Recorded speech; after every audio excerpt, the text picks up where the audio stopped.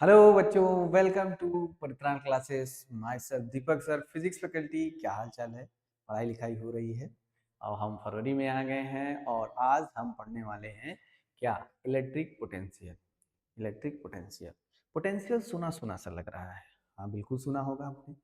Gravitational field का potential, gravitational potential, spring का potential, spring potential. उसी तरह से आज हम पढ़ने वाले हैं इलेक्ट्रिक पोटेंशियल। क्या पढ़ने वाले हैं? Electric potential. चलो, थोड़ा सा इंटरेस्टिंग बनाते हुए इसका जवाब दो मेरे को। किसका जवाब दो? इसका जवाब दो कि ये आपके घर का ग्राउंड है और ये आपका घर है।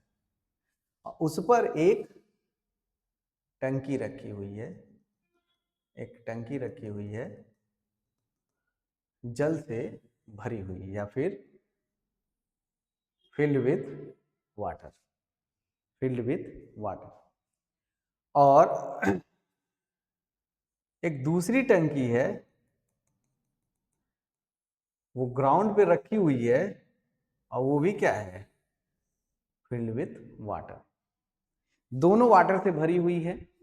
एक से हम पाइप निकाल के नीचे लाते हैं और दूसरे से पाइप लेके ऊपर जाते हैं। तो ये बात हमको बताइए, क्वेश्चन हमारा ये है, किस पाइप में वाटर का फ्लो होगा? सिंपल है सर, ये तो बहुत आसान है सर। हमारे घर पे जो टंकी लगी हुई है, हम पानी खोलते हैं, पानी आता है, इसका मतलब टंकी ऊपर होती है, इससे वाटर का फ्लो होगा।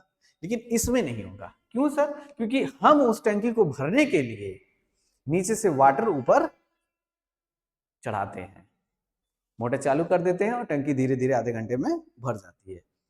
तो नीचे से पानी ऊपर चढ़ाने के लिए हमें मोटर की जरूरत पड़ती है, लेकिन ऊपर से पानी नीचे लाने के लिए हमें किसी भी मोटर की जरूरत नहीं पड़ती।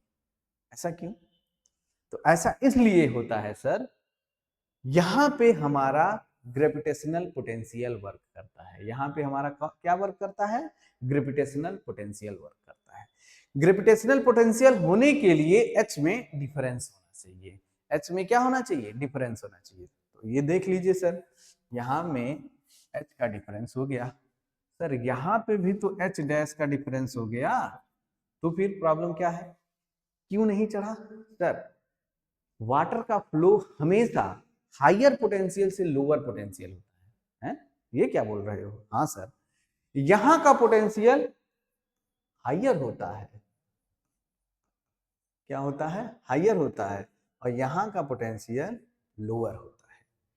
तो फ्लो, वाटर का flow higher potential to lower potential हो जाता है। यानी कि हमारा जो है ग्रेविटेशनल फील्ड खुद वर्क कर रहा होता है। हमारा क्या कर रहा होता है? ग्रेविटेशनल फील्ड खुद वर्क कर रहा होता है। ग्रेविटेशनल फील्ड फोर्स ही खुद वाटर को खींच के नीचे लाता है। तो यहाँ पे हमें ग्रेविटी के अगेंस्ट वर्क करना पड़ता है। यहाँ पे हमें क्या करना पड़ता है? खुद वर्क करना पड़ता है वाटर को ऊपर ले जाने के लिए। तो यहाँ पे हम क्या लगाते हैं? मोटर, ताकि हम ग्रेविटी के अगेंस्ट वर्क करके वाटर को ऊपर तक पहुंचा सके। लेकिन यहां पे ऊपर का वाटर नीचे अपने आप फ्लो होने लगता है। तो ग्रेविटेशनल पोटेंशियल क्या होता है? Work upon mass. Work upon mass, यानी कि यहां से यहां तक लाने में किया गया वर्क अपॉन टोटल मास। तो हमारा क्या दे देगा? पोटेंशियल डिफरेंस दे देगा। और यहाँ पे अगर जीरो ले लेंगे तो उस डिफरेंस में ये बी ही बचाएगा, क्योंकि हम किसी भी चीज में जीरो से माइनस करते हैं तो वो चीज में कोई अंतर नहीं आता है। तो हम यहाँ पे पोटेंशियल को जीरो ले लेंगे तो यहाँ का पोटेंशियल अपने आप निकल आएगा। क्या? W upon M। ये रहा हमारा ग्रेविटेशनल पोटेंशियल, जो कि हमें अच्छे से समझ में आ गया है। तो अब हम सीखते हैं कौन सा? Electric potential. अब हम क्या सीखेंगे? Electric potential. इलेक्ट्रिक पोटेंशियल क्या होता है? चलो, हम एक पॉइंट लेते हैं P1। हम एक पॉइंट लेते हैं P1, जहां का पोटेंशियल V1 है। जहां का पोटेंशियल क्या है? V1 है। और हम इंफिनिटी से इंफिनिटी से किसी चार्ज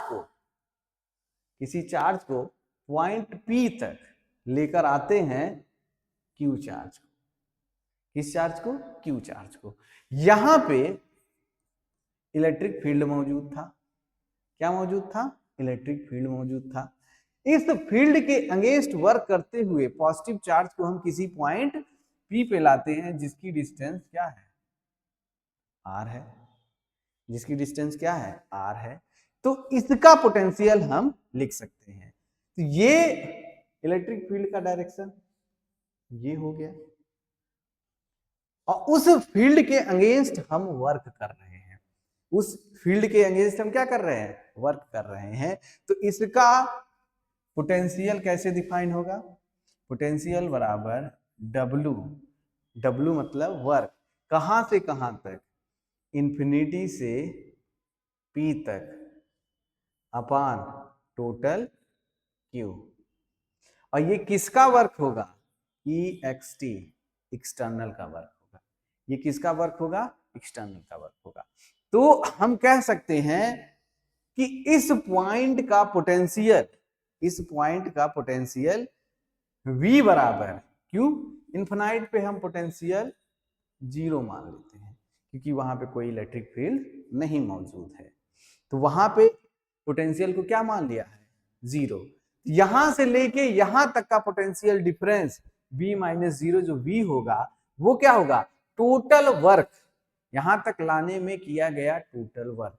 अब जब हम वर्क कर रहे हैं तो इस बात का ध्यान देंगे कि काइनेटिक एनर्जी में जो चेंज होगा वो 0 होगा। सर ये कैसे? ये इस तरह कि जब हम इसको ला रहे हैं तो बहुत स्लो इतना स्लो ला रहे हैं जिसको हम मान लेंगे कि उसकी वेलोसिटी लगभग 0 है। तो वेलोसिटी 0 हो गई तो काइनेटिक एनर्जी 0 हो गई। वेलोसिटी 0 हो गई तो काइनेटिक एनर्जी 0 हो गई। या फिर पहले से, अब ये तो रेस्ट पे रहा होगा तो शुरू से वेलोसिटी इसकी 0 ही रही होगी। तो वेलोसिटी में चेंज बिल्कुल नहीं करते हैं, अब बहुत स्लो लेकर आते हैं और इंफिनिटी से P तक लेकर आते हैं। तो हमें जो वर्क करना पड़ा, इंफिनिटी से P तक लाने में जो वर्क करना पड़ा अपान टोटल चार्ज, यही उसका पोटेंशियल हो जाएगा। क्या हो जाएगा? पोटेंशियल हो जाएगा। सर ये तो एक्सटर्नल फील्ड का वर्क था, अगर हमें फील्ड का ही वर्क निकालना हो तो वो क्या होता है? माइनस W इंफिनिटी से P तक अपान Q। और ये किसका होता है? इलेक्ट्रिक फील्ड का। ये पॉजिटिव चार्ज पे किया गया वर्क होता है। किस चार्ज पे किया गया वर्क होता है? पॉजिटिव चार्ज पे किया गया वर्क होता है।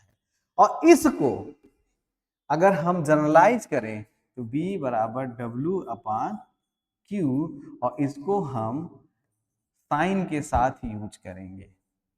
किसके साथ यूज करेंगे? साइन के साथ यूज करेंगे।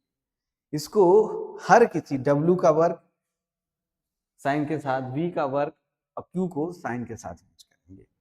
अगर हम पॉजिटिव चार्ज की बात करें तो पॉजिटिव चार्ज को इंफिनिटी से किसी पॉइंट पे लाने में जो वर्क किया गया है वो पॉजिटिव माना जाता है।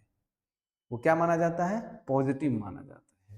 लेकिन अगर हम फील्ड की बात करें तो फील्ड का नेगेटिव माना जाता है। तो ये रहा हमारा क्या? पोटेंशियल का फार्मूला।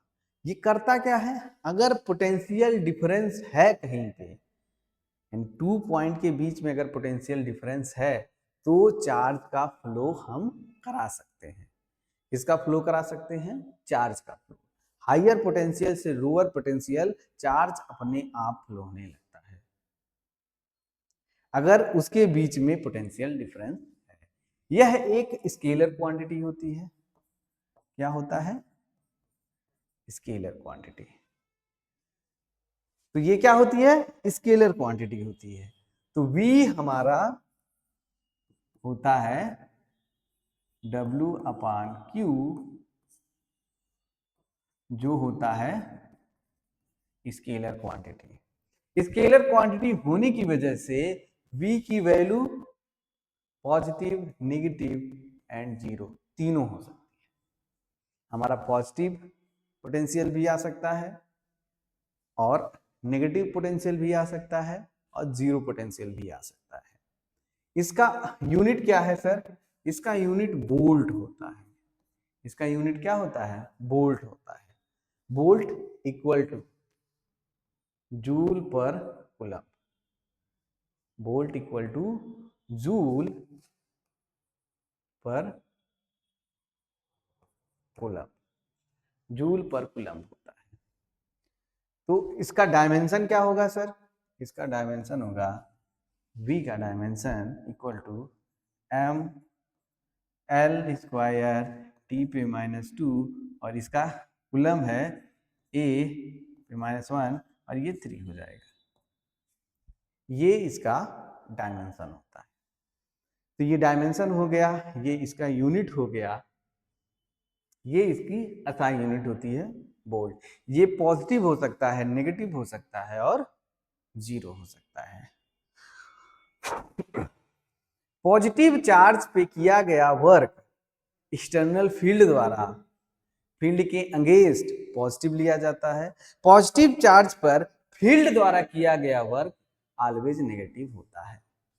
तो नेगेटिव पे जो वर्क किया जाता है एक्सटर्नल फील्ड द्वारा वो नेगेटिव होता है और नेगेटिव पे इलेक्ट्रिक फील्ड द्वारा जो वर्क किया जाता है वो पॉजिटिव होता है। क्यों? क्योंकि नेगेटिव का माइनस साइन होता है, पॉजिटिव का प्लस साइन होता है। और पोटेंशियल को कैसे जोड़ सकते हैं सर? अलग अलग पोटेंशियल हो तो B1 plus B2 plus B3 so on, इसको ऐसे ऐसे जोड़ सकते हैं। इसको कैसे कैसे जोड़ सकते हैं? B1 plus B2 plus B3। तो सर अगर कोई पॉइंट चार्ज है और उसकी वजह से r डिस्टेंस पे फील्ड निकालना हो, पोटेंशियल, उसका पोटेंशियल निकालना हो तो कैसे निकालेंगे सर? बहुत आसान है फार्मूला, V बराबर KQ/R। ये एक पॉइंट चार्ज का r डिस्टेंस पे पोटेंशियल निकालने का फार्मूला होता है। पोटेंशियल निकालने का क्या होता है? फार्मूला होता है। तो आज के लिए इतना ही। I hope you like it.